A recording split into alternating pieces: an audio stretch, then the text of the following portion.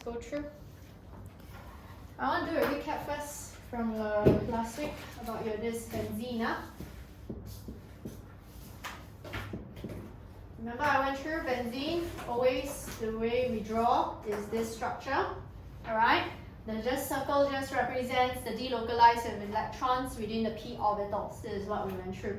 Now benzene, I said already, one thing we need to take note of is, again, the reactions benzene tend to undergo. There are three main reactions. Let's just go through as a recap. First one, benzene, always, like this structure, will always undergo what kind of mechanism first, Rishika?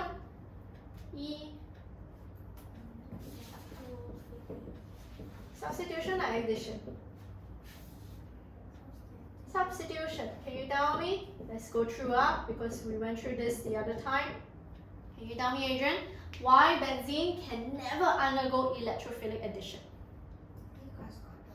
So what is the keyword? Remember I did a question under your structured questions. So first one, when you undergo electrophilic addition, what will you disrupt? No, what will you disrupt? I'm trying to draw this here. What this second bond is on. So of your benzene ring, right?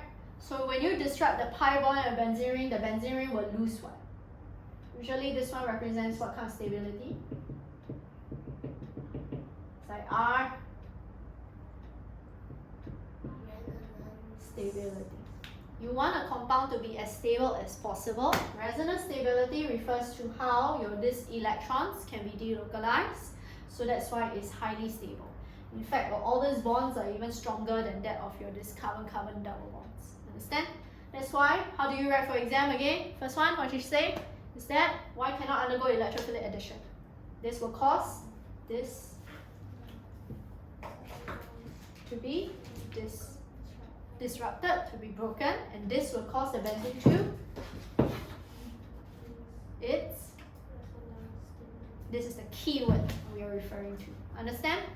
Okay, so when you undergo electrophilic sub, first electrophilic sub of benzene is that you can actually form nitrobenzene. Let's ask Adrian, what's the conditions to form nitrobenzene, dear? Concentrated HNO3 and concentrated H2SO4. And temperature? 55 degrees. So HNO3, concentrated, must write concentrated, H2SO4, 55 degrees Celsius. Question, Rishika, is there any byproduct? Must know what the byproducts are because not only nitrobenzene, you're always replacing what?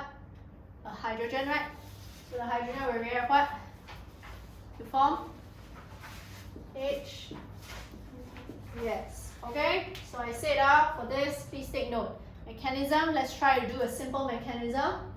Later we do the mechanism. So the mechanism, let's say if I have my nitrobenzene, idea is that we have your H, first step is always write down, right? Okay, so HNO3, H2SO4, react will form what, Rishika? Remember, I must form the electrophile. What do you think the electrophile is? I say we can decipher from there, right? Are you sure NO3? Does that look like a tree to you? NO2, then the electrophile are always positive or negative. Think about that. Positive, so NO2 plus. Understand? What else will I also produce? Do you see I got a byproduct? Agree? So it's H2O, and then what?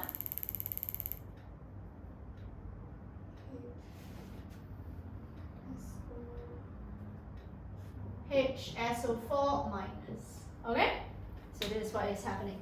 Now next one. Now we already formed my electrophile here. I can always attack the benzene ring already. Remember, electrons is represented by the arrow, right? Arrow is always pointing from electron rich to electron poor. Adrian, which is the electron rich? Is it benzene or NO2 plus? Benzene. So it always must point from benzene towards the nitrogen, not oxygen, because you are the ones that you're forming bonds, is not oxygen, it's the carbon with the nitrogen. Understand? So hence, what am I missing if I want to draw on top of the arrow, Adrian? You must write the word slow. Never write slow, you will be penalized. Then let's say if I want to add, okay, towards this direction here, doesn't matter, to be honest, they are the same, nitrobenzene. Your plus sign must always be facing wherever you add your NO2. But however, don't forget to write the other H, because at this moment it's still attached to a hydrogen. Understand? Now, the next thing is, after that, you must draw the arrow. Notice how I must write what? Fast this time. Question is, Rishika, do you think this carbon is stable? No, right? Agree? So what happens is that, how do I disperse this positive charge? Do you see we have this covalent bonds? The covalent bonds have again a bond pair, right? So the bond pair, it will actually neutralize. So that's why it will disperse this positive charge. This hydrogen will now become a H plus, right? Because it lost, right? Agree? So what happens to this hydrogen? It will react with your HSO4. So again, HSO4 minus, just to let you know, always showcase how this will actually bind with minus H. Understand? So once you have here, I can form my nitrobenzene. Okay, I regenerate H2SO4. That's why I say H2SO4 is a catalyst. Understand? Clear? Now, next one. Do you think this nitrobenzene can undergo further electrophilic sub, Adrian? Nitrobenzene can undergo further electrophilic substitution reaction? Can, because you still got space one. As long as you have space along your benzene, you can undergo further substitution. But let's ask, nitrobenzene, right? First thing is that, do you think the conditions that I want to undergo, that means, let's say if I insist of undergoing further substitution, will the conditions be again more extreme, more intense, or is it less vigorous? More intense. Why? Because what is the property we learn about NO2 that you can also see in your data booklet? Electron withdrawing group. Agree? So as an electron withdrawing group, how is the keyword we always write for exam? So why will the conditions, which you should know, you definitely still need concentrated H2SO4, HNO3, but the temperature is even higher. So I will just write, you don't need to know, but you should know it's even greater than 55 degrees Celsius. But why electron withdrawing group will you need a more intense condition? What is the keyword that I mentioned in class last week? The reason. Electron withdrawing group, what will you say? What happened to the benzene ring? What does it do to the benzene ring? Do you see the name itself? If you withdraw electrons away, will you always intensify the electron density, or again disperse the electron density? So you disperse. So do you write down, Rishika? No one? So what do you write down about the EWG and the EDG? Do you see EDG? I say the way you write is intensify your benzene, the negative charge or the electron density of the benzene ring. Okay, fine. Adrian, what's the way that I say for electron withdrawing group? Disperse the negative charge of benzene. Yes. So think about this. It will disperse. So that's why my product will still be the same, H2O. But not number two. Not only you will need more intense condition. Question is, the NO2 can only be added in which area? Which I say cannot be added because this is number one now, right? Since you already have a substituent. So is it added on the second or third or fourth position with respect to NO2? Third. Because you can see in the data booklet, don't need to memorize, the data booklet will tell you. If you have a substituent NO2, next electrophile that you want to substitute on the benzene ring must always be the third position with respect to this NO2 here. So NO2 originally is here, right? So 1, 2, okay? This is 2, sorry. 1, 2, 3, or you can say 1, 2, 3. Both sides, if you add here or you add here, they are actually the same compound. I repeat, you add NO2 here, you add NO2 here, they are just the same compound. Okay? They are just, again, you just flip only one, but it's still exactly the same. Because I said already, the second carbon, it can go both ways. It's bidirectional. This is also known as second carbon, this is also known as second carbon, but if I add here, this will be down as the third, fourth, fifth, sixth. You understand? Okay, so again, this will be your this dinitrobenzene. Clear? Clear? Okay, next one.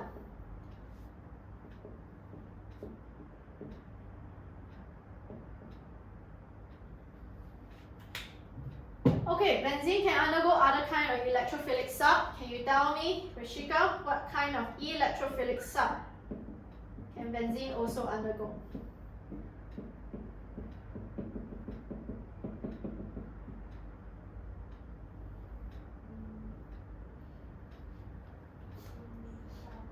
Sorry? Methyl group, right? So again, what is the conditions for the methyl? CH3, and then can be Cl or Br, doesn't matter. Any of this halogen. But what's the next one? What is the catalyst? Like that catalyst is concentrated H2SO4. This one is keyword must write anhydrous. So I say either you use FeBr3. If I use Br, then I must use Br. Or you can use AlBr3. Both are acceptable. Understand? And then temperature.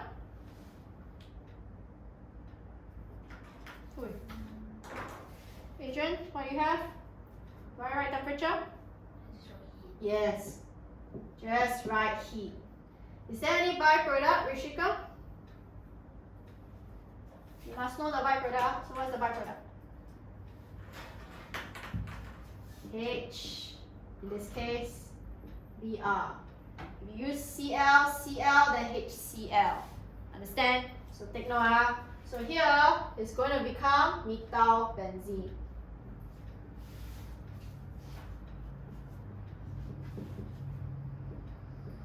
Methyl benzene can undergo two types of reaction. One type of reaction methyl benzene can undergo is further electrophilic sub. So if I undergo further electrophilic sub, conditions, Adrian, will be what this time? That means I undergo further electrophilic sub of, let's say I want to become methyl benzene again. Dimethyl benzene. But do I still need the same conditions? Yeah. So anhydrous, okay, FeBr3. Okay, if I use methyl benzene, it's still the same thing, but it's lesser heat. But let's use the nitrobenzene, so at least we can compare. I'll just use the same thing because both of them are all electrophilic sub. Do I still need to use concentrated HNO3, Adrian? Yes, right? Yes. How about, do I still need sulfuric acid? Yes. Temperature this time? Temperature. No. Room temperature. I thought like lesser. Yeah, so it's 30 degrees Celsius. Okay? Room temperature also can actually. It's 30. This one can also occur. Alright? Depending on what your school teach you, usually just follow your school.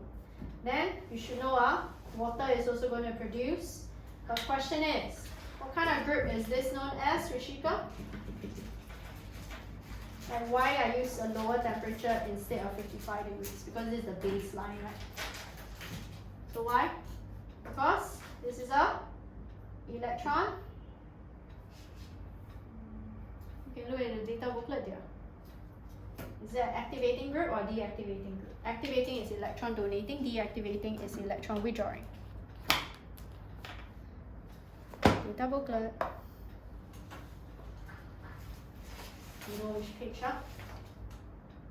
Adrian, you will tell me what other reactions your methyl benzene can undergo. Free radical start. Oh, yeah, sure. Free radical sub. Conditions. If I want mono substituted. EV light. And CO2 BR2 gas. there is limited Cl2 or Br2 gas. Byproduct, hopefully you know, typically it's just HCl. or HBr. They are in gaseous state. Okay? So when I say substituted, it's something like that. Just one time.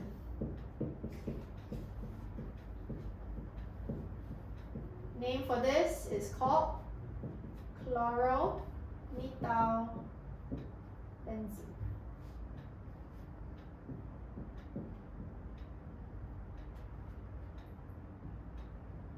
Okay, Rishika, what kind of group is this known as? So, question, what will you do to the benzene ring?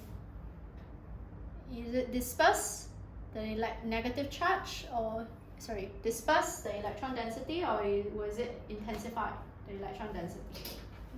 Intensify. So question is, will it activate your benzene ring or deactivate the benzene ring?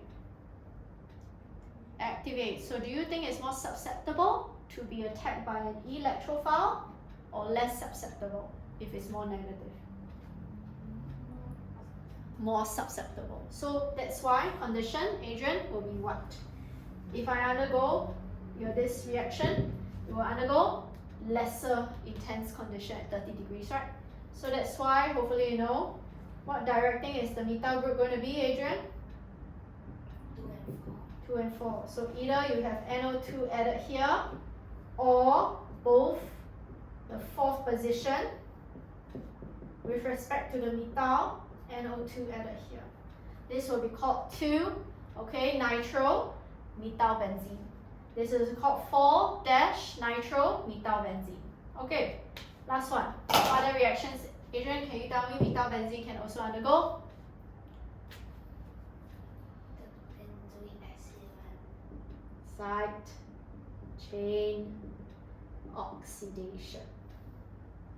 Side chain oxidation is using the KMNO4 only. Please take note, cannot be K2Cr2O7, must be KMNO4 and aqueous sulfuric acid and heat. What's the product that will be formed? Rishika, any idea? If I want to undergo side chain oxidation, it will form. The methyl group will become carboxylic acid. So this is called benzoic acid. Okay? Remember, but there's a condition, right, Adrian? There's any kind of alkyl group I mentioned already can undergo the same reaction and undergo and form the same product, right? Agree? But what is the key condition? Must be attached to a hydrogen. How many at least? At least one. At least one. Every time you want this, any of this compound, whether is it attached to Cl, like for example, I also can have this particular compound here, CH2Cl, or even this CH, okay? And then if you have a very funky one, very long S one, okay, something like that.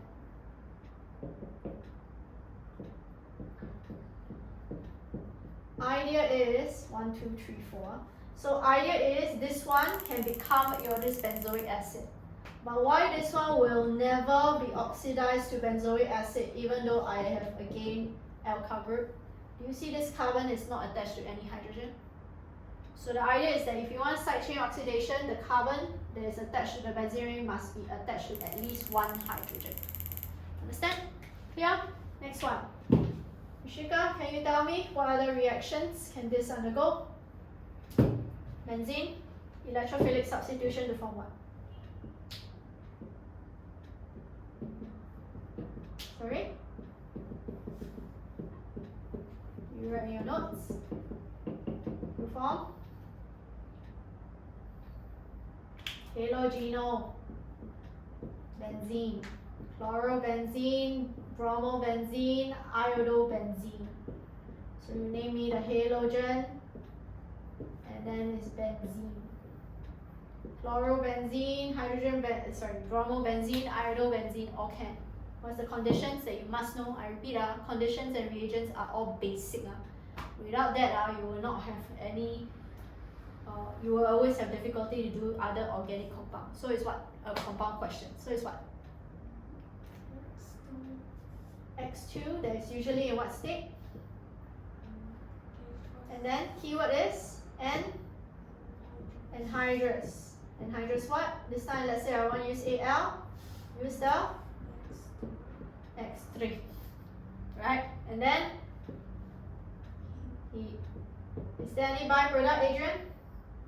HX. Yes, HX will be the byproduct. Anything in purple, please take note, benzene can undergo all these reactions. Clear? So this is what I went through. Now, again, take note, there's nothing much for me to say, but this is actually what I will summarize or what I did last week. Alright? Okay, come. Can I therefore go through and give out the answers? We do MCQs first. I'm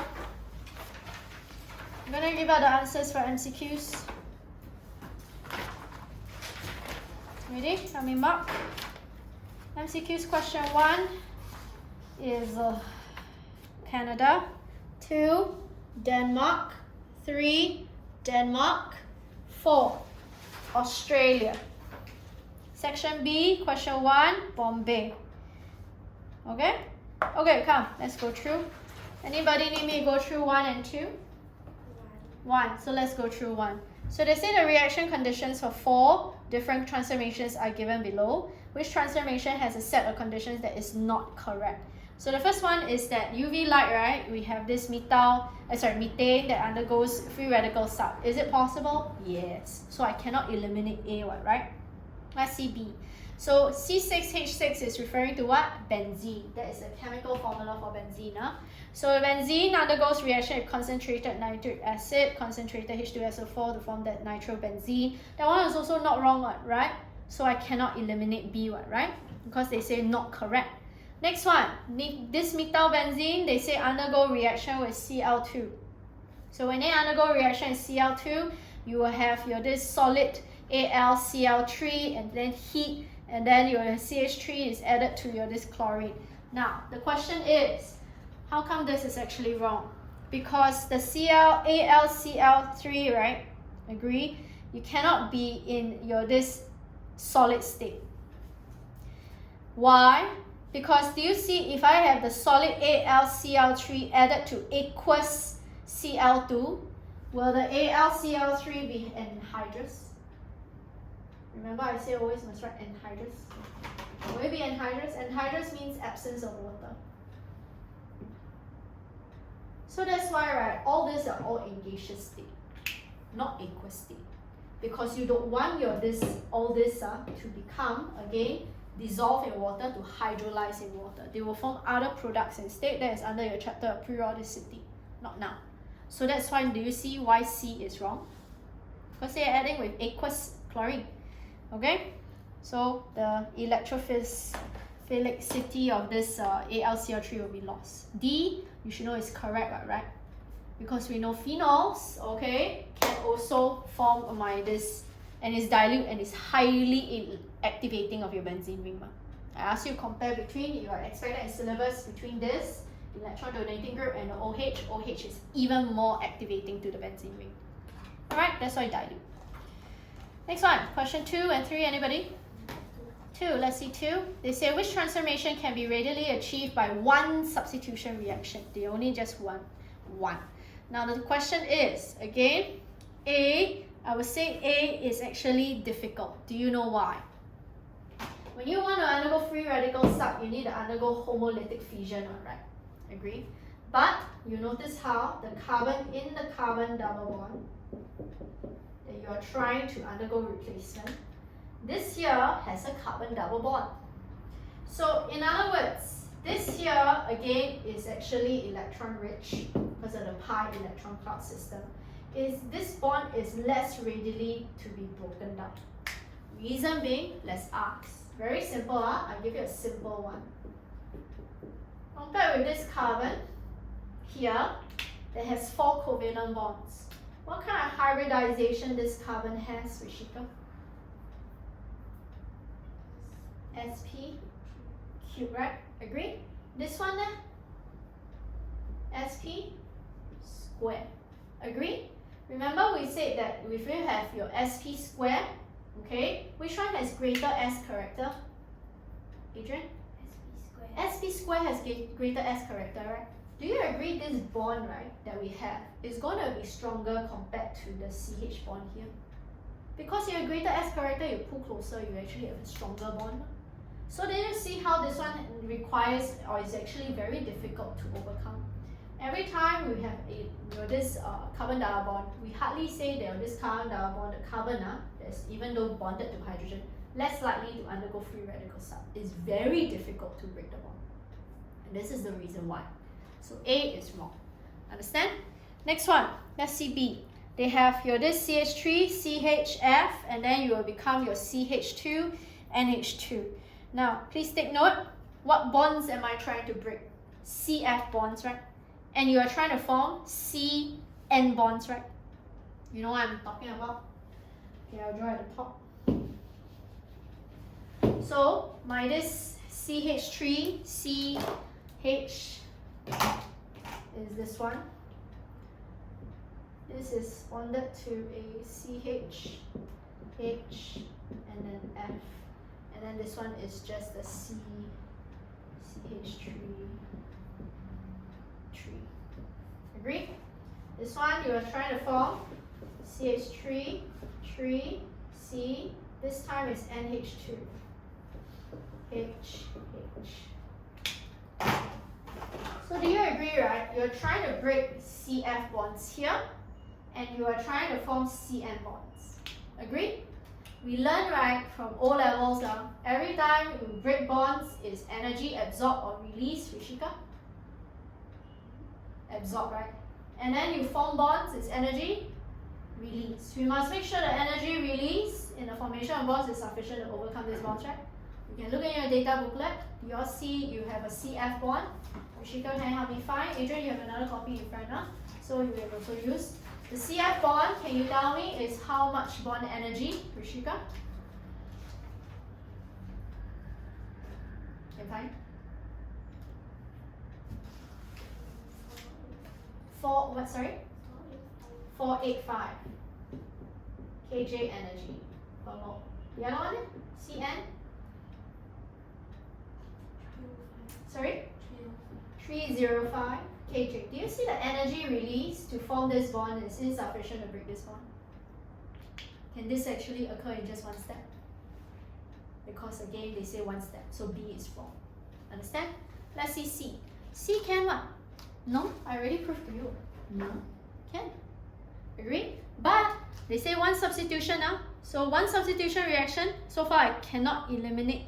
In this case, right, let's see, let's say C, you want to choose C first. But C sounds right. But what did I say you usually will form? Second and fourth position, right? Because we did a question before, right? If I form at the third position, is what kind of carbocation ion I form? Secondary carbocation ion. Less stable, ma? Agree? Whereas this one, right, they form tertiary carbocation ion, more stable, right? Because there are more alkyl groups. We did a question on this in your structure, if I'm not wrong, question 2, ma?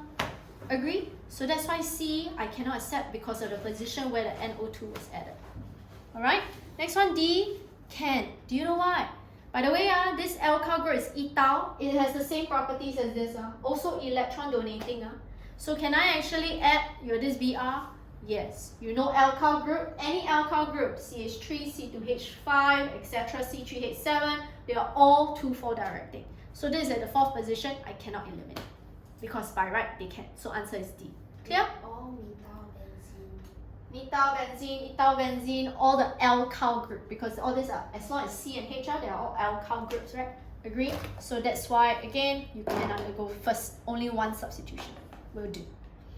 3, 4, anybody?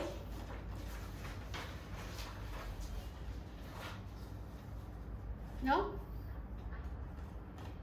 Question 1? 1. Okay, let's do question 1. So they give you a pattern, and this is very common kind of organic chem question, is that they show you this heptane, and then they are trying to make a methyl, okay, benzene. Alright, so which one are the ones that will give me -1 for dimethylbenzene? So let's observe. Can I erase right away? Hannah, need space.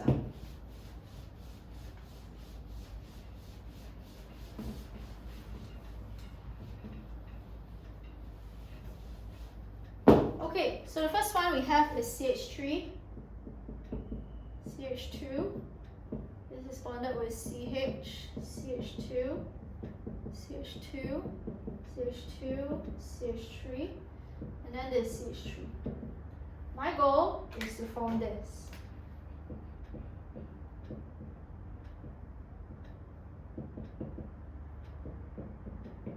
This one I can accept because if you see carefully, this structure here, I have my this 1, 2, 3, 4, 5, 6. If I have this carbon binds with here, well, then I form my this, which is another color. This will actually be the third. So 1, 2, 3, 4, 5, 6. That is also bonded with a CH3.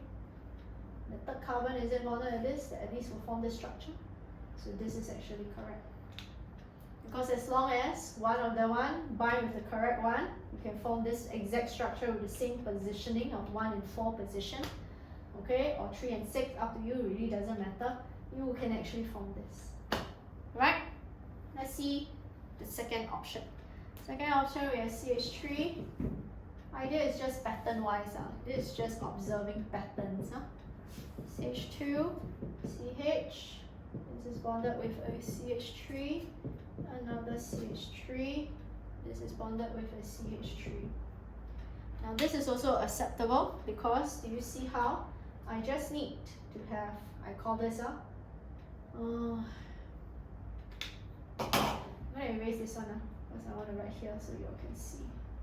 Alright, another color so you can see that it's obviously going to be different. So if I call this 1, 2, 3, 4, 5, 6. This carbon bind with this carbon. Do you see how this one will be 2, 3, 4, 5, 6. The fifth is bonded to here. The second is bonded to here. So it also can, if you have one carbon bind with another, you can still also form this. So this is also correct. Okay, next one. Idea is that you just need to make sure the pattern applies. I have CH3, CH, CH2, CH2, CH2, CH. 1, 2, 3, 4. 1, 2, 3, 4. And then we have another CH3. Okay? This one is impossible. Let's ask. If I insist on just have a CH, okay? I have again, even if I have to call this one, no choice. 2, 3, 4, 5, 6. No matter what, there's only this way I can have, right? If this first carbon bind to here, let's see, even if I try to play around, okay, that means your 6 they insist to be here. Let's say 6, 5, 4, 3, 2, 1. Do you see the third carbon must be bonded with methyl group, but the third carbon is not, it's the second carbon. So this one does not apply. So answer is only 1 and 2. Answer is B. You understand? So we just need to see the pattern. Clear? Okay, can we see the structured questions then? Ask you to do question 1 and 3, so I will just go through So we have phenyl, ethane, okay, can be used to synthesize 3 different aromatic compounds, RST, as shown in the figure. So state the reagents and conditions required for reaction 1. C6H5. Okay, I'm going to draw erase pen. And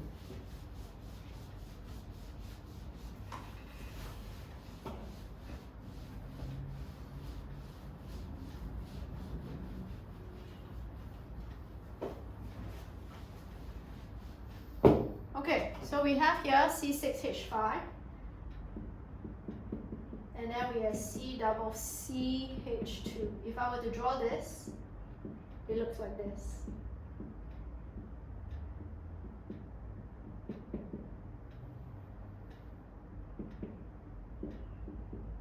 Okay, so this is the compound.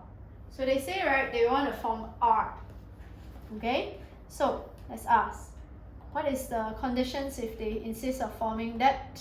Rishika, what do you write?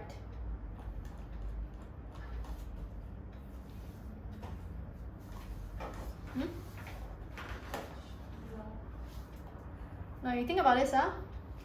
I'm supposed to form my R. My R is C8H10, and then I have O2.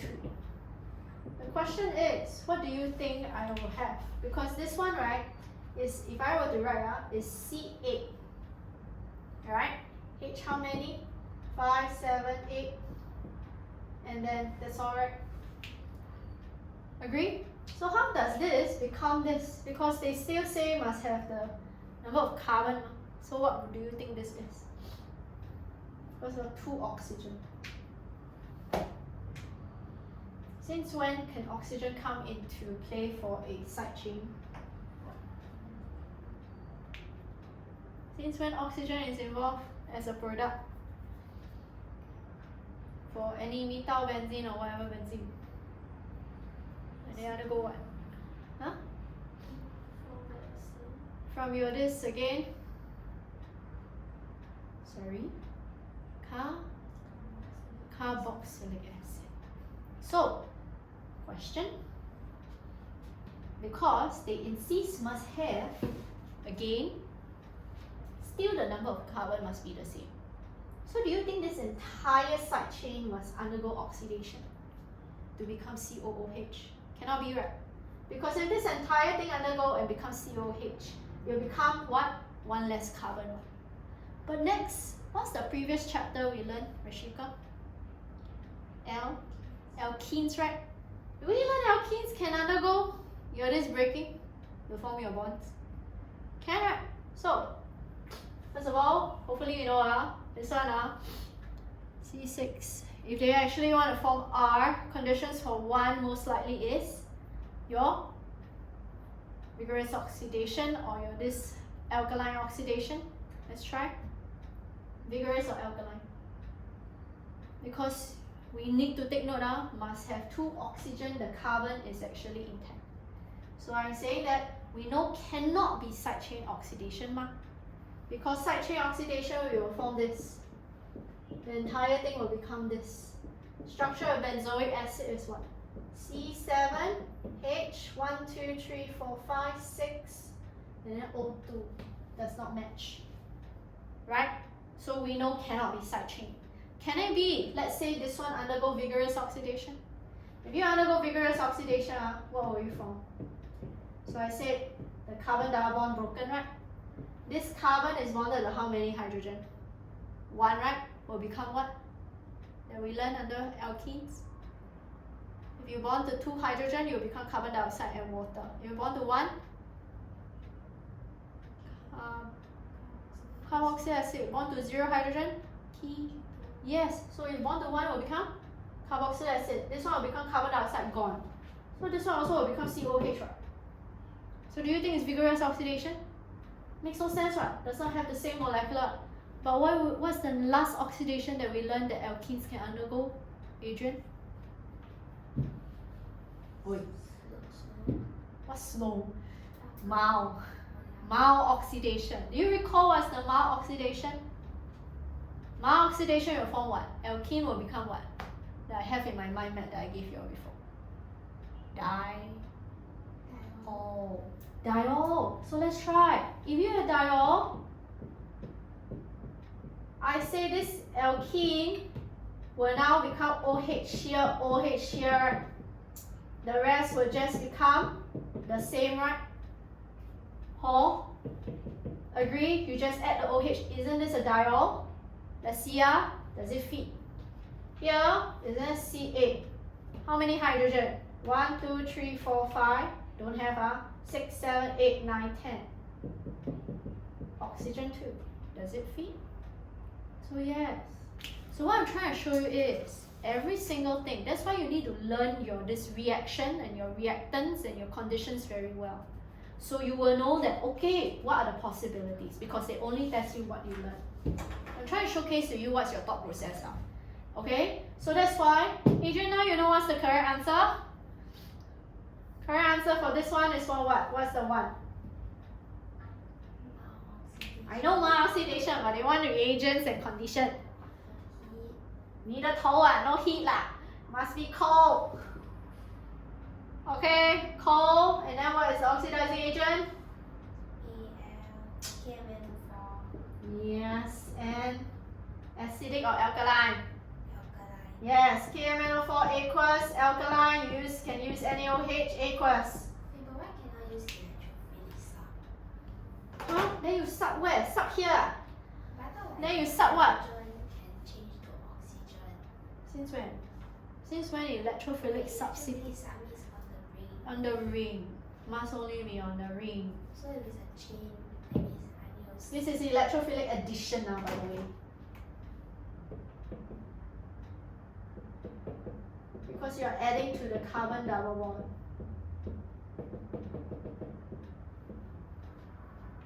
Okay? Okay, anyway, let's digress. Okay, now let's do the next one. I know I'm going slowly, but I'm making sure that you all understand now. Okay, that's my intention. So compound S and T have the following features. So each compound, okay, contains a di-substituted benzene ring. Alright? So we do not know what is that, but they show me that, okay, there are two locations on the benzene ring that the substituent groups will be at. This is what it means by di-substituted. They have an identical substituent on their benzene ring. S has substituent on the first and second. Your T has substituent on first and third. So using the information, we are supposed to, and given the type of reaction occurring in 3 and 5, suggest structures for intermediate P and Q and suggest your reagents. Now, so let's try. I'm doing slowly, but you can take note. They say they will first undergo reaction 2, and I'm supposed to form P. I do not know what P is. I'm supposed to make sense. But we know that eventually you will form S, and S has a structure of C8H9. And then you see NO2. To be honest, right, if they already say there's a benzene ring involved, and then there's NO2, we know that one of the structures must have NO2 somewhere, right? Agree? Huh? So we have one that is here already got 6 carbon. That means one of them must be a methyl group at least. The other one must be a NO2. So repeat. S they say is at which ring? As your first and second, right? First, CH3. Second, NH2. Let's see, because this is what we deduced first. But it must fit your molecular formula, right? How many of this is this? 1, 2, 3, 4, 5, 6, 7. That means this one is not a methyl group, right? Because must have. Let me draw a bottom now. I draw at the top. This one must have how many carbon in total? 2. So that's why I know this one must be C2H5. Let's try ethyl. Okay, because we're supposed to decipher. So your ethyl group, let's see, is it C8 this time? Yes. Let's see, hydrogen is it 9? 1, 2, 3, 4, 5, 6, 7, 8, 9. Fits, right? Or how about N? NO2 also fits, man. So let's say we deduce it's like that. Because we know the other one, you will form Q. Okay? This is actually at the second and third position. So it's C8H9, NO2. So they are saying it's at the first and third position. So it means that it will look something like this. C2H5 and then NO2. Because this is what they say, right? This is actually T, right? Oh, C7H5NO4. Okay, so again, NO4. Oh, they have identical substituents. Oh, okay. So their benzene ring is identical, but they have... Oh, okay. So their benzene ring is actually identical, but we just have different structures. If I were to have here benzene, wait, they have a di-substituted, each identical substituent. They have n identical. I thought both sides identical, sorry. So they have n identical substituents, sorry, I see wrongly. C7H5NO4.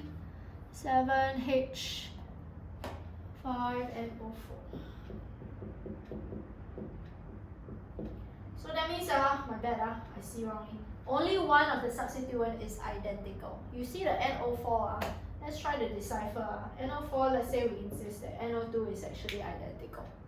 Based on this, we backtrack. Means that this one, let's see if I use as CH3 because you're supposed to have 1 in third position and it must be 7 carbon. 6, 7, so far it fits. Hydrogen, let's see. 1, 2, 3, 4. 1, 2, 3, 4. Okay, so cannot be this. So again, 1, 2, 3, 4, 5. So you only have 1 hydrogen. And then we have the remaining how many oxygen? 2 oxygen, right? So what can it be? The only way that you have, again, 2 oxygen here, because one of them must be equal. Can it be this? Do you know why? Later you'll see, because how come the NO2 is substituted at the third position? Because you will look in your data booklet, is your carboxylic acid 3-directing? It will be 3-directing. So we try to decipher and we try to see is there anything that can support my deduction. So far it does. So straight away from here, will we be able to decipher what P and Q are? Yes. You should know that first of all, to form here, I must first form my carboxylic acid. Let's see, because by right, this is our deduction, right? But it must link, Can this be transformed to this? Can. Side chain oxidation, vigorous oxidation, they will all form. So what's the condition for this? Rishika, if I know this is vigorous oxidation or side chain oxidation. Heat, then okay, then NO4 and acidic or alkaline? Acidic. H2SO4, big. So I can form this. From here to here is electrophilic sub. So you should know concentrated NO3, concentrated H2SO4, and then temperature must be much higher than 55 degrees Celsius because this is electron withdrawing. Understand? Okay? But how about this? How am I going to form by here? If it's at the second position, that means you first add this one. Which makes sense, right? So again, this one most likely already tells you that P must have been, again, you add your ethyl group. So let's see, what's the condition? How to add the ethyl group? Instead of CH3Br, can't I just use this electrophilic sub? Can't I just use C2H5Br? The same concept, what? You want to add CH3, you use CH3Br. You want to add ethyl group, you use C2H5Br. You want to add propyl group, C3H7Br. Logical? Logical, right? Then, what else, Adrian? To form here? From here? Wait, C2H4. Sorry, this C2H4. 1, 2, 3, 4. Oh, yes. And then... Oh yes, my bad. No, from here, I'm supposed not electrophilic sub. See wrong, I'm thinking of benzene. I'm using electrophilic addition, right? So Adrian, what's the condition for electrophilic addition? So I can form this. Because you're adding to the carbon, right? Double bond. And then this, the C2H5. So what is this, Adrian? H2 gas. Then 你的头啊 a catalyst, a transition metal that acts as catalyst? Fe. Nickel. Now, and then temperature? Sure, heat can 200 degrees Celsius, but if your school specify, then you write. If not, then just write heat. Okay? So will I transform this to this? Can, right? Agree? Electrophilic addition. So you add hydrogen to the carbon in the double bond. After which, how do I go from here to here? You should know already, this is electrophilic sub. Condition will be concentrated, HNO3 concentrated, H2SO4 is just lesser than 55 degrees because it's electron donating. This was electron withdrawing. This is just more than 55 degrees, this is lesser than 55 degrees. Make sense? So do I know what's the answer for P and Q now? So P is this, Q is this. You can write in condensed form for this, C2H5 or CH2CH3, I will also accept. You understand now? Clear? Okay. Conditions is what again, Adrian, for electrophilic addition? Nickel. And H2 gas. and heat. Yes, okay. Okay, when you're ready, let's look at part 3. So they say suggest and explain how conditions for reaction 3 and 5 will differ despite having the same reaction occurring. This is why I went through. Which one require a higher temperature, Rishika? Is it 5 or 3? 5. What is the way we write? Because COOH is an electron. While C2H5 is a. So, in other words, this one, the COOH will, what's the way you write? Lower the electron density or increase the electron density of the benzene ring, making it deactivating or activating. So more susceptible or less susceptible to electrophilic attacks. Whereas the methyl group, the ethyl group is electron donating, so it will again increase or decrease the electron density. Increase. So is it activating or deactivating? More susceptible or less susceptible? Yes. So again, 2, why 2 marks? 1 mark to again telling me which one is the higher temperature, I don't care. Okay, you all write down the bullet point because if I give you the answer sheet, it's not very good. First one, you must tell me higher temperature required for 5 than 3. Okay? So first bullet point, can you now write? Dash COOH group is an electron withdrawing, while CH2CH3 group is electron donating. Hands up. Ready? Okay? So you must say COOH will decrease electron density. I repeat, COOH will decrease electron density of benzene ring. I repeat, COOH will decrease electron density of benzene ring, underline electron density, lower electron density or decrease electron density, and deactivate the benzene ring, such that it is less susceptible.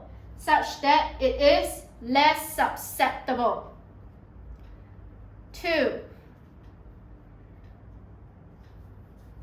Electrophilic substitution, such that it is less susceptible to electrophilic substitution. Can you underline the word decrease electron density?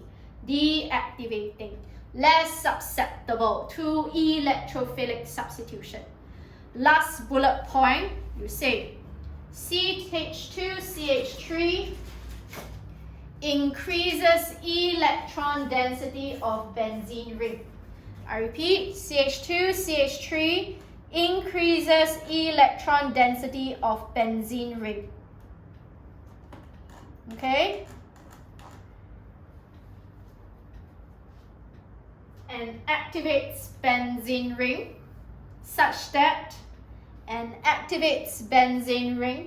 such that it is more susceptible to electrophilic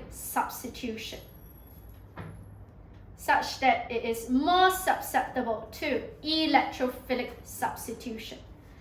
Underline increase electron density, underline activate, underline more susceptible to electrophilic substitution.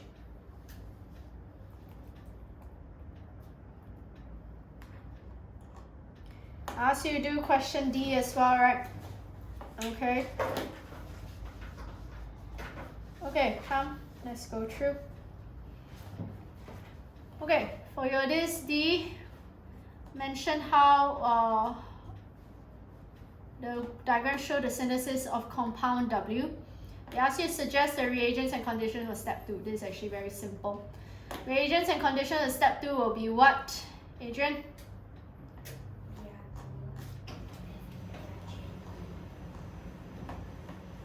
Keyword you're missing, anhydrous. If you never write anhydrous, I cannot accept. Why is it Br2 when you already have Br down there?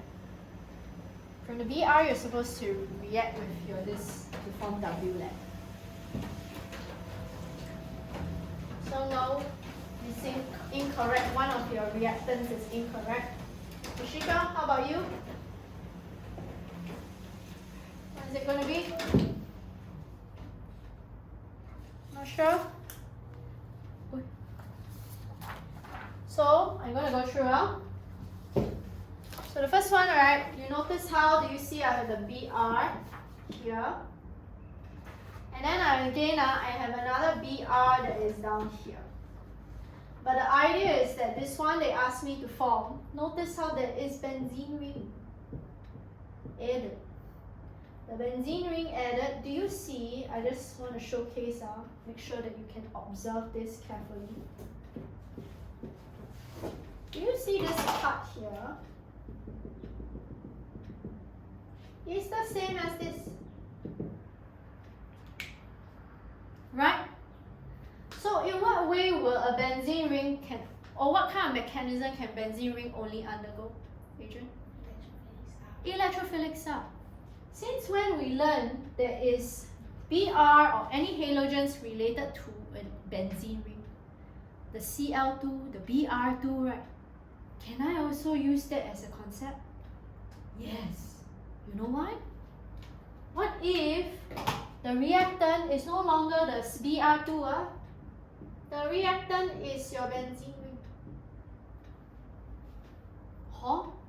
This here, I'll repeat, I'll just draw here. Even though you have Br, remember, if I use the concept, so you can relate, I'll draw at the top. Something you're all familiar with is that we have this Br. Okay, I use the Fe. Remember, we have the benzene ring. It's supposed to react with, let's say, Br2 in the presence of anhydrous. Okay, FeBr3, and then I can form here. This is where you have your bromine added, right? But in this case, do you think the bromine is the one that is being added here? So the next concept is, do you see we also have the CH3Br? Did I add Br? I add CH3. Because a lot of students thought process is, oh, I'm going to use the Br2. No. Remember, you have, again, something that anything that is an alkyl group connected to a bromine, you will be adding and substituting the alkyl group instead. And that is when I know this is the one related to this. Wait, why substitute alcohol instead? You remember the conditions, the electrophilic substitution to become from benzene to methylbenzene? What's the condition? CH3Br, because what did the CH3Br do? You forgot? The CH3Br first form the electrophile because it reacted with your FeBr3 one. So I can form CH3 plus, that acts as the electrophile, and a FeBr4 minus one. If I use this as a concept, how about here this time? So the condition is actually what? Condition is actually you still need anhydrous, okay, FeBr3. I will need to have excess benzene this time, or benzene. I will accept if you just write benzene. Because this one, they do not write benzene first. This one will most likely react with what first? Your FeBr3. The idea is that I want to form your this one.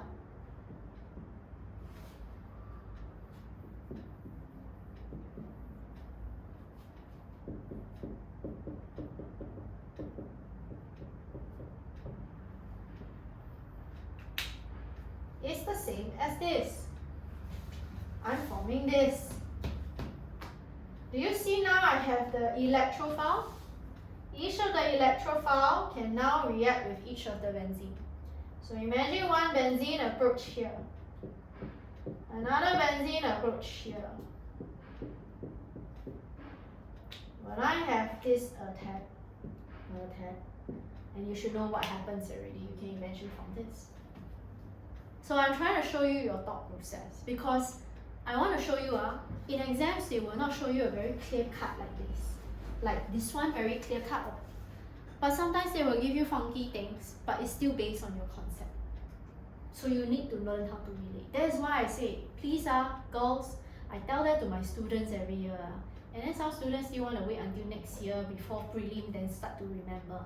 Please don't. Start to cram all the reactants conditions now. So that when you study and remember for your prelims, at least you already have that memory work. Okay? Because that is your level 1. Okay? Don't expect that, oh, I can cram all this just before prelims. I can guarantee you, you will start to cry and break down. Don't cry and break down now. Okay? Alright, so that's why conditions for this. Now you all understand. It's called excess. Why I use excess is because they're smaller. Excess benzene, anhydrous FeBr3, and what am I missing, Rashika? Heat. Okay, so that's the answer. You're clear now? So do you see the pattern? Pattern knows already, so sometimes you can add alkyl group because of that. Okay, come, let's go through this. Adrian, did you manage to find? No? Okay. If I ask, let's see whether you learn your concept. If you can rotate about the plane polarized light, right? Does it have optical isomer? Can rotate leh. I thought we symmetrical. Okay, come, let's go through basics again. The basic is, okay, if you can rotate up, I'll give you an example.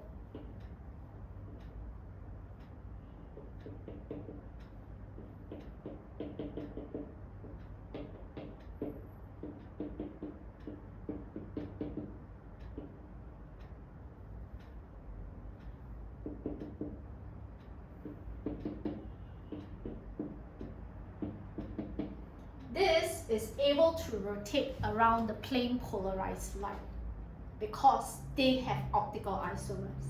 Conditions for, again, optical activity, which is the rotation about the plane polarized light, is that number 1, you must have at least 1 chiral carbon.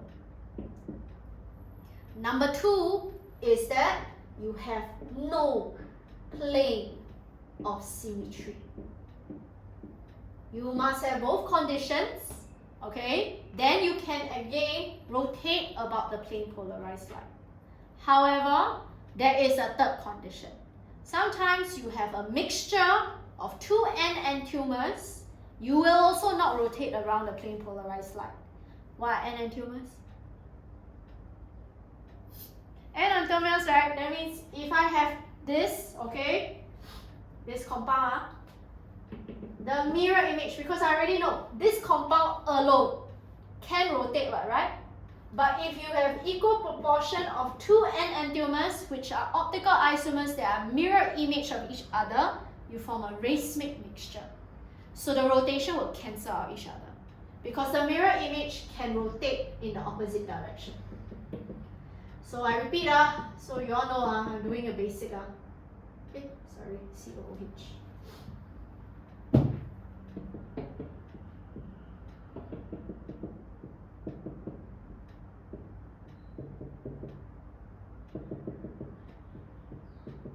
They are not the same, right? Because if you actually try to turn this, it's not going to be imposable on this. Okay? So one thing I said is that there are actually three things for you to consider whether the overall thing rotates. If you consider one compound alone, okay? Condition is that if you want to have optical activity, you must actually have at least one chirocarbon, which you obviously know are these two. And there's no plane of symmetry. I draw out this plane, this is not going to be symmetrical, right? Same with this one, right? Agree? Another condition is sometimes you have a mixture of two different enantiomers and they happen to be optical isomers of each other, means they are mirror image of each other. When you have 50%, 50%, because one of this one will rotate clockwise, the other one will also rotate at the same angle anti-clockwise. Wouldn't that cancel out each other? Right? So that's why overall, if you have another time a mixture that has again of equal proportion, they will also not exhibit optical activity. Okay? But let's ask, for this particular compound, CH3,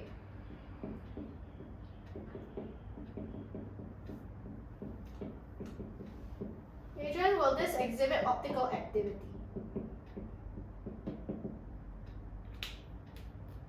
Chirocarbon? Have, right?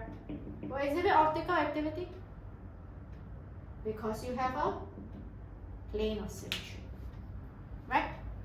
Both of the COOH facing behind, both of the OH facing in front. This one is actually along the plane.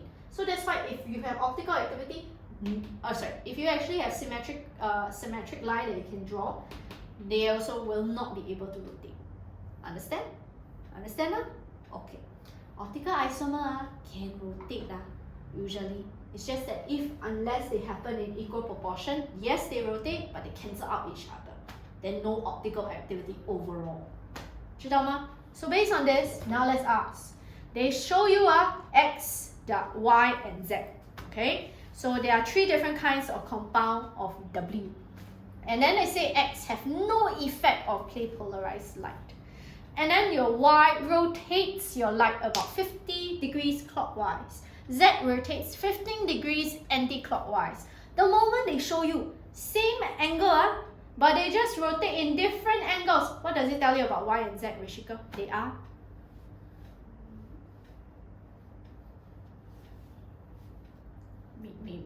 mirror image of each other. They are enantiomers of each other. Understand? Because that's the only explanation, right? Okay, Adrian, with this, I want you to try. Tell me, what do you think is your compound for X then?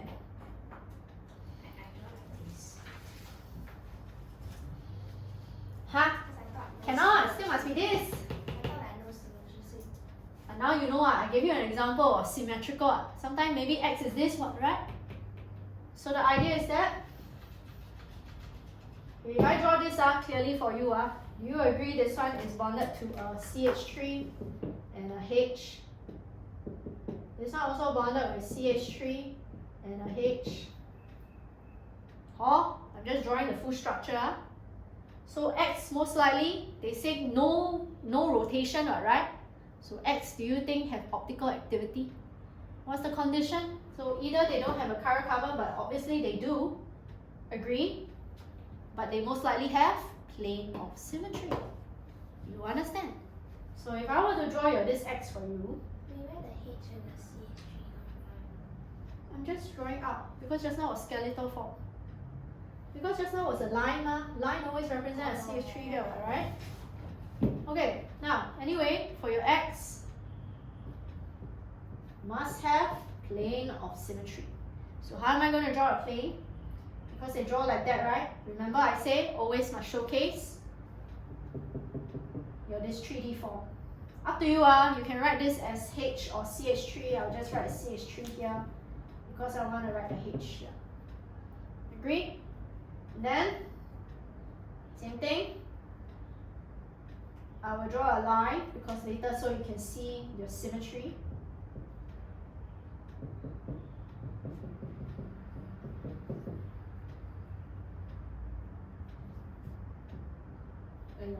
Sorry about my drawing.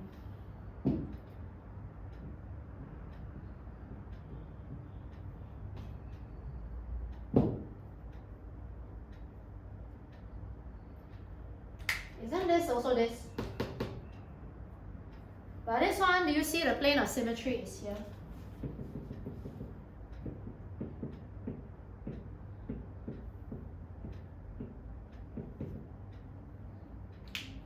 So that's why this is the only answer I can set for x. Can I draw like that? Sure, I will accept.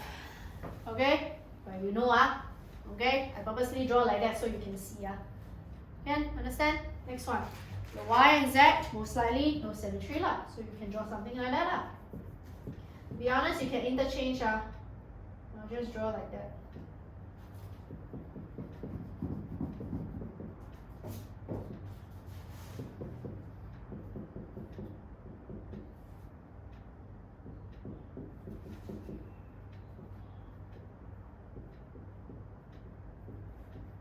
Okay, your y, your z, you just need to draw mirror image of each other.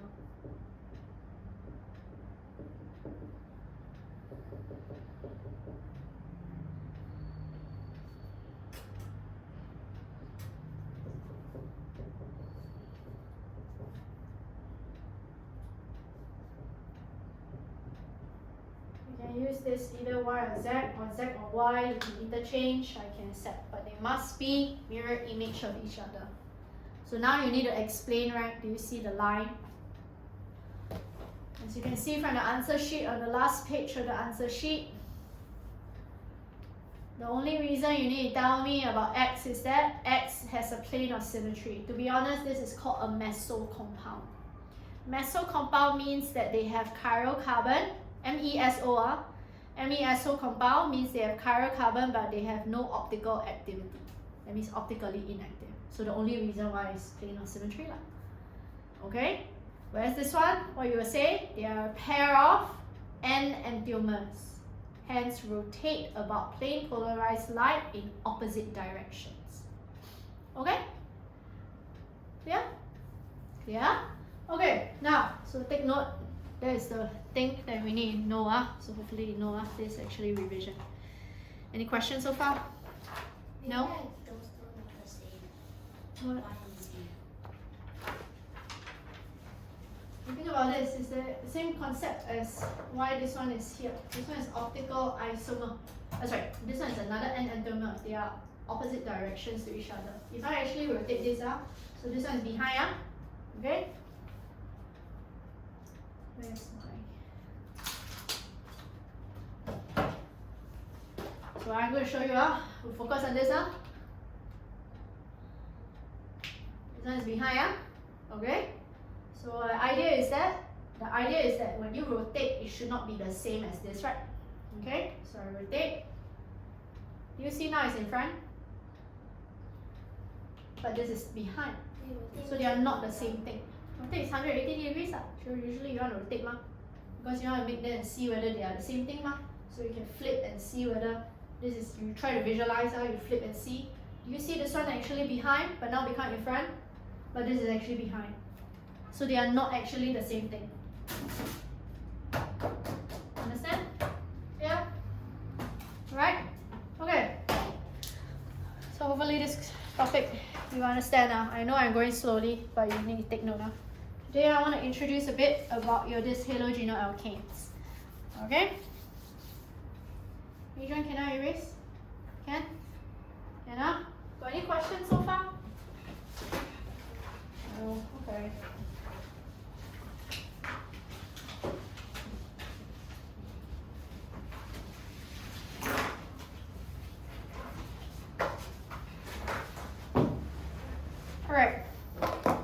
Today I want to introduce you to this halogenoalkanes.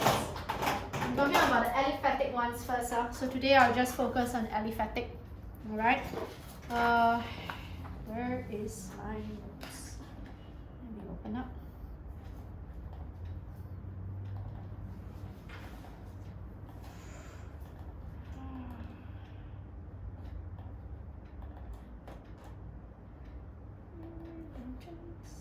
Okay.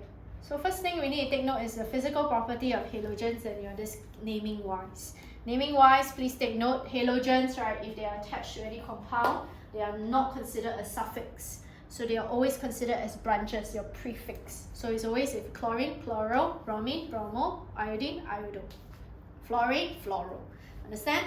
Now, even if you attach to a benzene ring, you notice how bromina is not a suffix. But just now we have carboxylic acid, right? That's why it's called benzoic acid, right? Do you see it as a suffix? Because carboxylic acid is a main functional group. However, if you have bromine, bromobenzene is not, the bromine is not going to be, again, this main functional group. So it's just why, that's why it's right in front of the name. Okay? Iodobenzene, benzene will be the main suffix then. This is what will be iodobenzene. But you notice how if I have the word 3-chloromethalbenzene. 3-chloromethalbenzene means that methyl is the main one, main substituent. And they mention the word 3. 3 will actually be 1, 2, 3. By the way, I want to show you something. This is called 3-chloromethylbenzene that you see in your notes. But what happens if I were to have the chlorine attached to the methyl group? So if chlorine attached to the methyl group, this is just called chloromethylbenzene.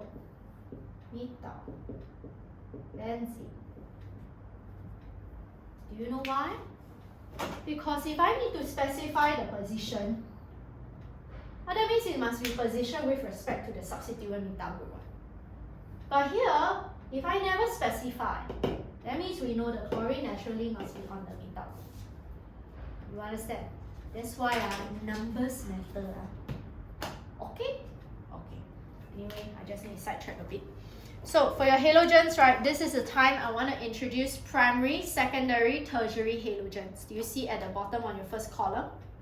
I need to emphasize this because from now onwards, I know some schools ask you to recognize based on the R groups.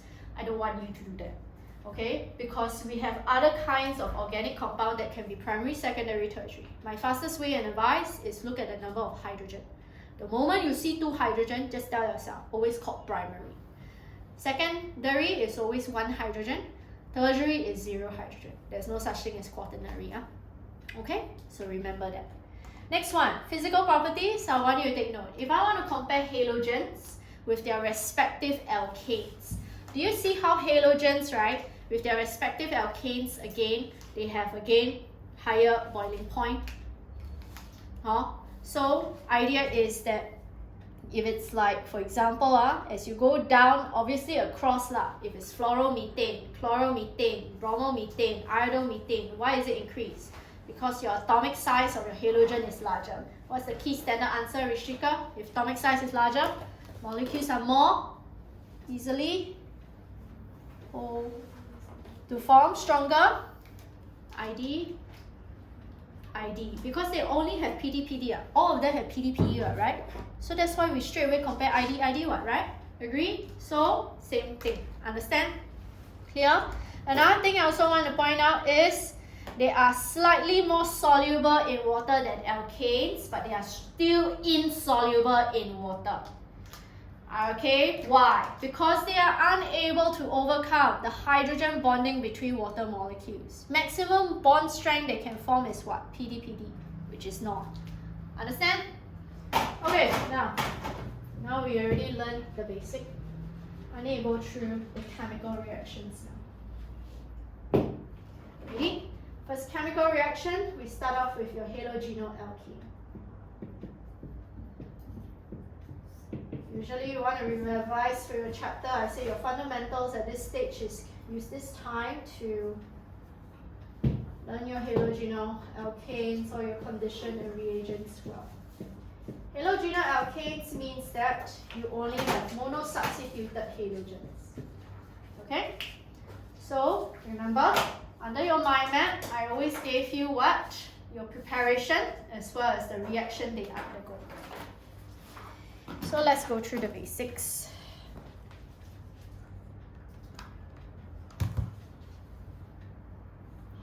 First one, what are the reactions that will produce halogenoalkanes?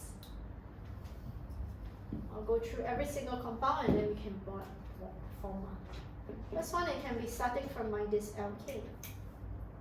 Alkane can become halogenoalkanes. Adrian, try, because we already learned alkanes. How do we actually form halogenoalkanes from alkanes? Free radicals out. Yes. Free radicals up, conditions, quick one. V light. And limited. Huh? UV light, yes, but what? Limited what? Notice how it's monosubstituted. Limited. Only two types of halogen that you can undergo is what? Cl2 or Br2. Means that this method can never help you form iodohalogenoalkane. I went through before why, right? Rishika, why? Why can never undergo reaction with iodine? Under the propagation step, remember? Always you want to break bonds, form bonds. What bonds am I trying to form in this propagation step? If I help you, let's say ethane. Ethane when react with, let's say, your iodo radical, right? Supposed to form what? By right? CH2 radical and H. Okay, question. Your H bond strength is what?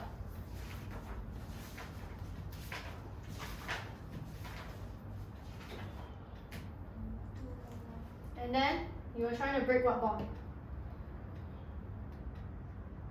CH, right? CH is what?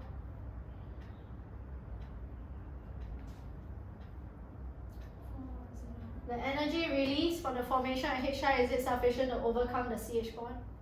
So that's why. Understand? Okay, anyway, next one. Rishika, we know that alkenes can also become this halogenoalkane. Can you tell me what's the reaction called? Oh, by the way, Adrian, what's the byproduct? HX. Or HCl gas. That means hydrogen chloride. Cannot call it hydrochloric acid or hydrogen bromide. Okay, Rishika, can you tell me what is the condition? And what's the name of the reaction? Name of the reaction is what? That was electrophilic addition. For electrophilic addition, conditions is what? What do you add to become HX? It's just, what do you add? It makes sense what? Add what? HX lah. Alright, because you're adding one H and one X what? Right? So it's HX. The question is, can it be hydrogen fluoride? Can. Hydrogen chloride? Can. Hydrogen bromide? Hydrogen iodide? Okay. So you should know rate of reaction should be faster and faster. Do you know why rate of reaction is faster from hydrogen fluoride to hydrogen chloride to hydrogen bromide and then to hydrogen iodide, Adrian? Is less effective and more effective.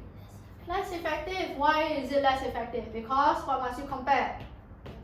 Atomic size increase. So the effectiveness of the orbital overlap becomes less effective, and that's why it is actually easier to break the bonds, especially when the bond length is higher.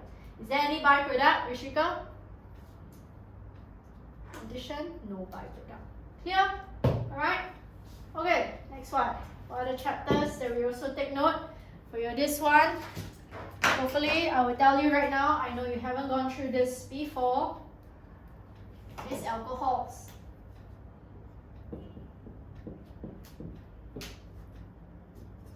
Alcohols can also become halogenoalkanes.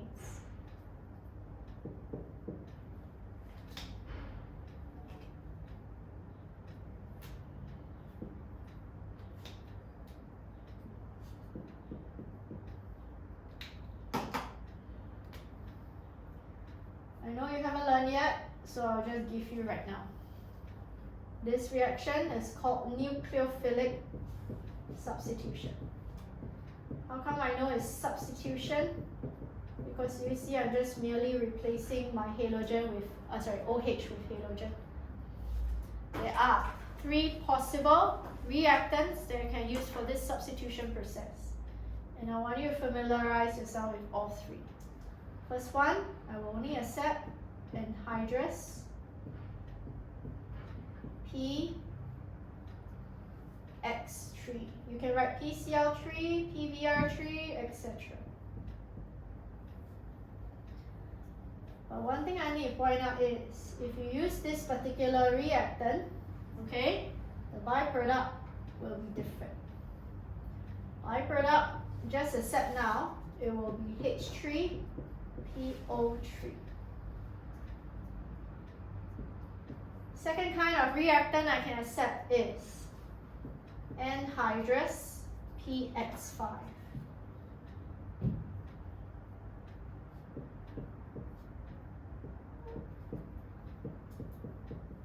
If this is the reactant you choose, byproduct will be POX3 and HCl that is going to be in gaseous state. Just need to take note down.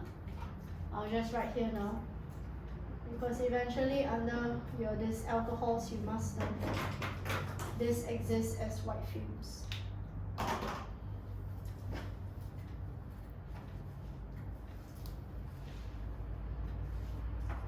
Last one is you use SOX2.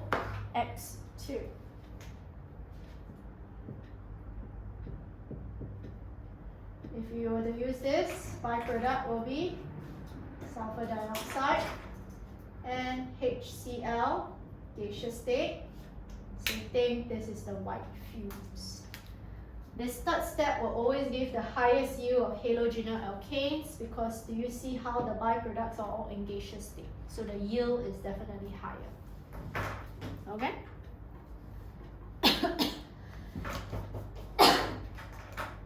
So I just need you to take note that these are the 3 reactions that will produce your halogenoalkanes.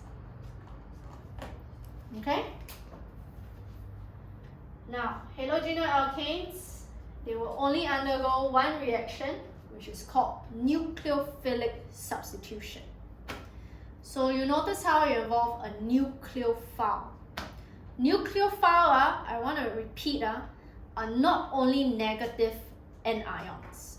Okay? Idea for nucleophile. How do I make you remember? Nucleophile are nucleus loving. To love a positive nucleus, you must be electron rich. So nucleophiles are electron rich species, like even water is also a nucleophile. Because what's the key condition for a nucleophile to have? Available lone pair of electrons to form a dative bond. So the question is, how come this will attract, again, this nucleophile? Because this particular carbon is electron poor. Reason being, due to the presence of an electronegative halogen. Okay? So nucleophiles will be readily going to attack this electron poor carbon. Make sense? Make sense, huh? But what kind of nucleophilic substitution will they undergo? And what is the ease of this nucleophilic substitution? If I were to compare CF, CCl, CBr, and CI, we are always comparing the bond strength. I don't need to explain it already, you all should know. This is about atomic size increase, effectiveness, the orbital overlap is lesser. Okay, that's why it's easier to break. Understand? So you should know if it's iodo-halogenoalkane, they undergo reaction most readily. But they will always undergo nucleophilic sub. So what are the nucleophilic substitution reactions they undergo? First one. You can see in your notes, okay, and this is when I want to introduce the two types of nucleophilic sub mechanism. Let me write down the conditions first, okay? The first nucleophilic sub that they can undergo is to become an alcohol.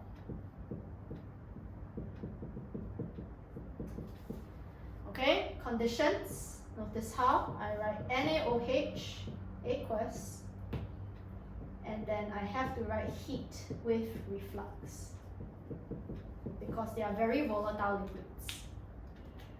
Notice how I use NaOH and you have to write aqueous state.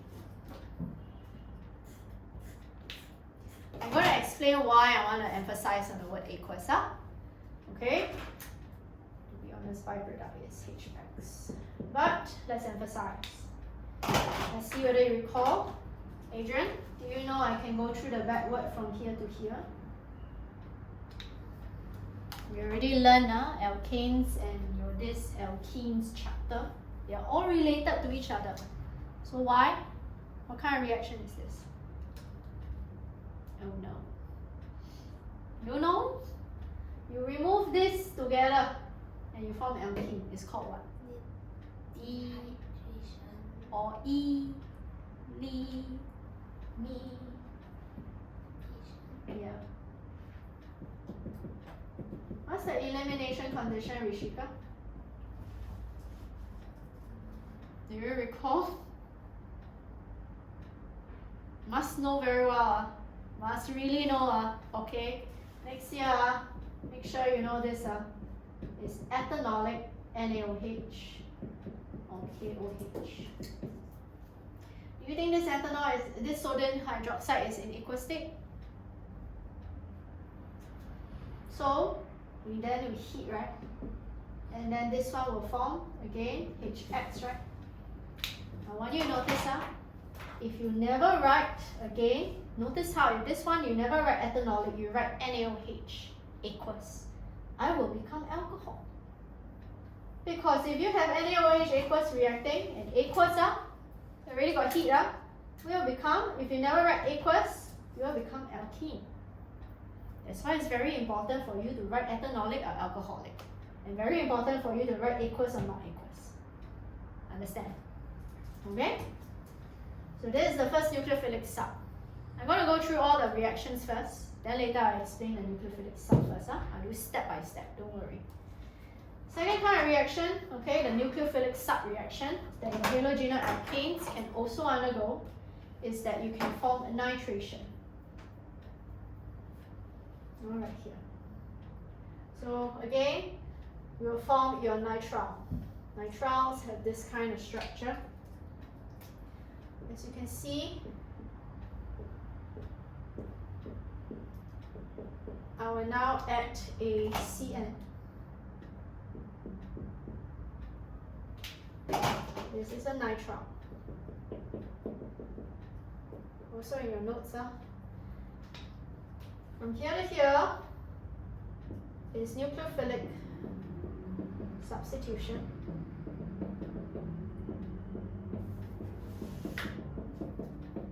Conditions is you must have KCN or NCN, and it must be with the word ethanolic. And then you heat under reflux. Byproduct HX.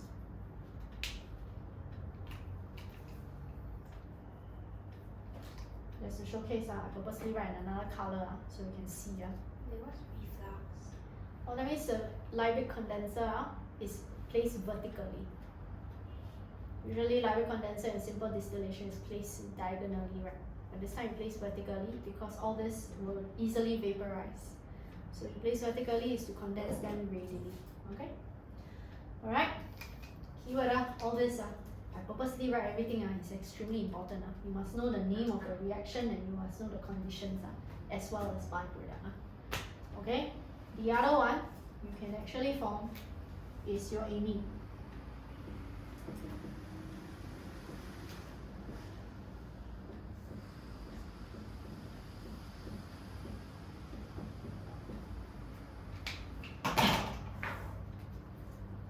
NH2.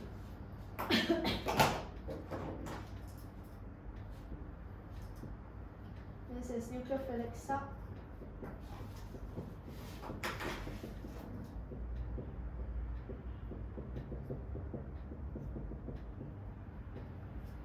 Please take note, this is again concentrated ammonia in ethanol. And you have to write heated in a sealed tube, because ammonia can readily form gas if you heat it. That's why you have gaseous ammonia. Byproduct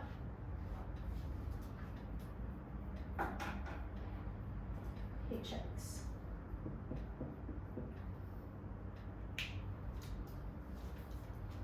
Okay, so you can see a substitution we have here.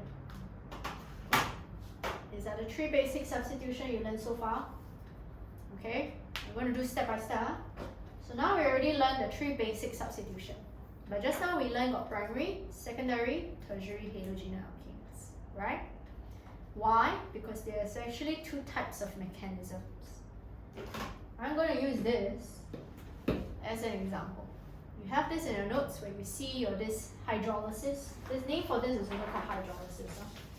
I'm going to talk about your SN2 mechanism, and then later I talk about my SN1.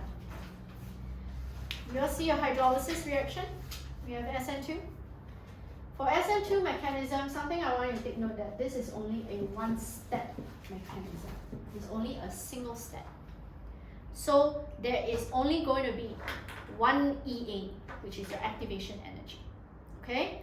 So please take note, for your this SN2 mechanism, all of your primary halogenoalkanes will always undergo SN2. We only have some, usually the question will state for you, halogenoalkanes, secondary halogenoalkanes will undergo SN2. But before we go through what is which first, we need to learn how to draw the steps. Later I'll tell you what to include now. Okay? So the first one is, whenever we draw, I draw a simple one first. I'm going to do something that is simpler, that is even your halogenoethane, so chloroethane. So if you want to show for me the mechanism, chloroethane, I have Cl here, so you can see, okay, obviously depending on whatsoever that you see here. Now this is a primary halogenoalkane. Primary halogenoalkane, there's lesser alkyl groups, lesser steric hindrance. So your NaOH, which is again a strong alkaline, do you agree can readily ionize to form OH minus? This will behave as a nucleophile because it's electron rich and there is lone pair of electrons to form any dative bonding. Remember I say this carbon is electron poor because of the presence of electronegative chlorine. So you must draw for me the arrow that I'm drawing here for your SN2 mechanism.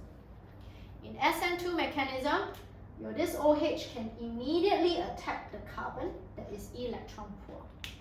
Notice how when I draw the arrow in which this nucleophile attacks the electron poor carbon is always directly opposite to your halogen, because this is where the polarity is best where for your this nucleophile to attack, okay, most readily. Alright, now there is no such thing as a slow or fast step. If you see the word slow, help me cancel. See the word fast, help me cancel in your notes. No slow, no fast. Reason why? Only 1 EA. So, idea is that you can form a dative bond with the carbon here. Some schools specify that you have to draw this intermediate here. Some schools say no need. Usually I say follow your school. Now because you have your OH added, you must showcase that there is an overall negative sign. Understand? After which, because it's unstable, this one will lose the electrons back to here. Notice how the OH is now added to the opposite direction of this new halogenoalkane. And I form Cl- as well. The Cl- later will react with again this H. Okay, so you can actually form, X minus, not that. That's not H, X minus, not that. Okay, so you actually can form here. Yeah, you see it's just one step. The one in red is what you always draw. Okay, now I'm going to show you SN2. I'll just write the top for SN1 mechanism now. If it's SN1 mechanism, please take note, it's always, again, a two-step, okay, mechanism. And this two-step mechanism is always all tertiary halogenoalkanes and some secondary. So let's try. Because again, in this two-step, I give you an example of a tertiary.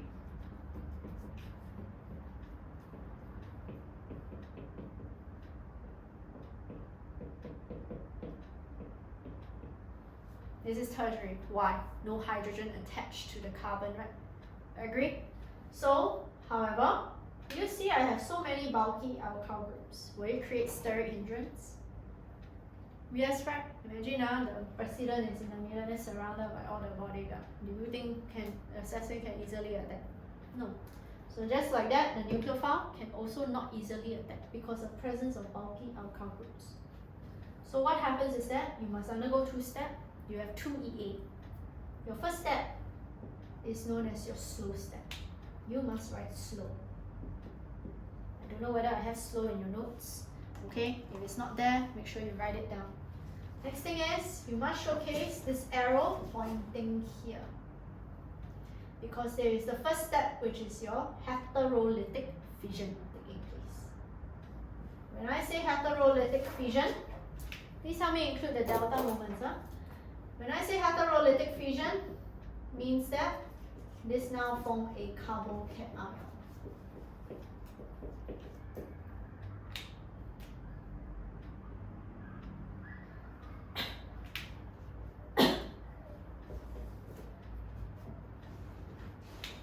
This is my first step. Second step, what happens is that this carbocation can now be attacked by the original nucleophile, which is your OH minus. Carbocation, OH minus, showcase lone pair of electrons, must always be pointing from lone pair to this carbocation that you attack. So eventually, you must write also the word fast step because you have 2 EA. So you will form this particular compound here.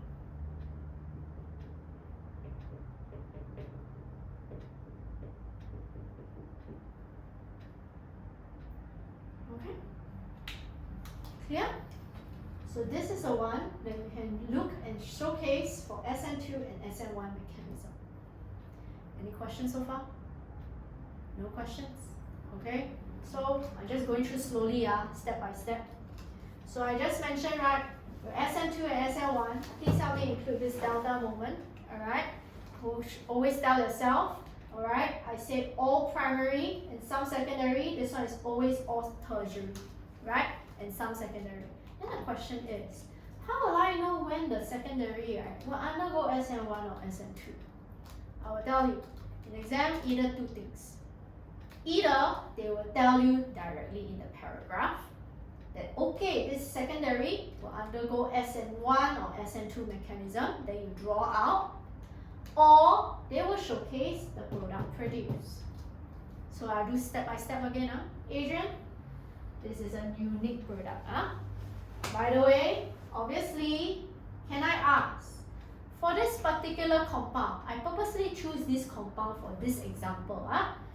For this particular compound, you clearly can see presence of a chiral carbon here. But will this, the products formed, will it actually be able to rotate or show optical activity? Why ah? I thought got chiral carbon. No planar symmetry. Got no plane or symmetry, right? How are you going to draw the plane? No plane or symmetry is the criteria. Steric hindrance. Semi-steric hindrance. Why you suddenly come up more and more? This is about optical activity. Just now I told you the 3 conditions. What? You? Optical activity? Oh, is it because it's a risky? Yes. By the way, do you see once you form this carbocation ion? What's the shape of this carbocation ion around this carbon? Only at how many bonds this time? Obviously, 3 bonds. So what shape? So this is trigonoplanar in shape. Trigonoplanar is a plane that goes. If you are a plane, the carbon is here, the carbocation ion is here. The nucleophile, can it attack the top? Can attack from the top, right? Can also attack from the bottom, right? Agree?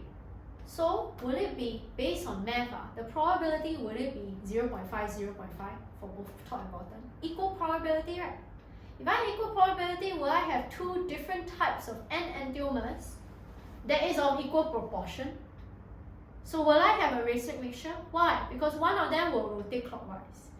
And then somewhat equal proportion, 50-50, also rotate anti-clockwise. Will it cancel out each other vectorially and to the equal extent? Yes. Okay? So, I don't know whether I have this exact compound. Oh, I have a different compound. Can you help me write this? I'll give you time to try to draw this example, and you will write here. Products formed have no optical activity. Then I'll give you the 3 steps that you always write as reason.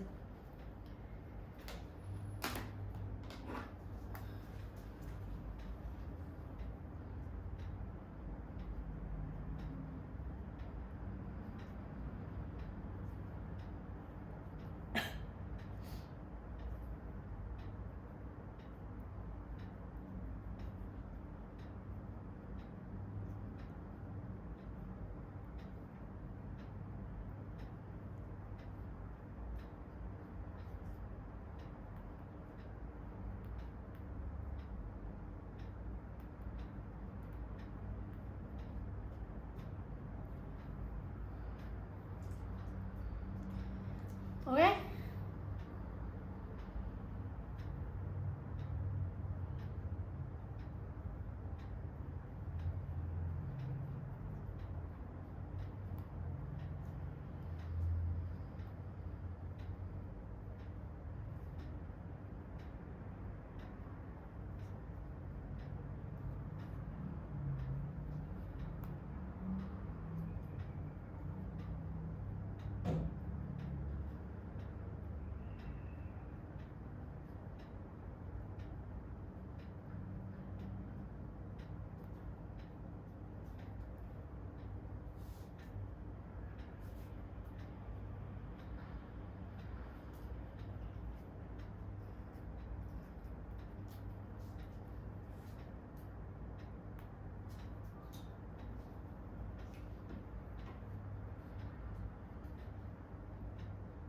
Can?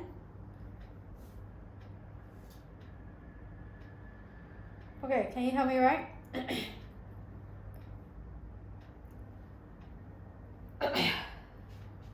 So this one has no optical activity, yeah?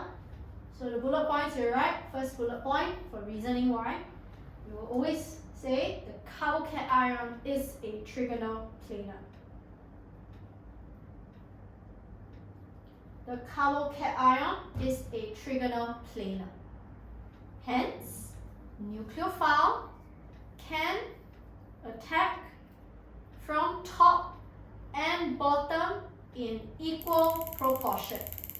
So I repeat, nucleophile can attack from top and bottom with equal proportion.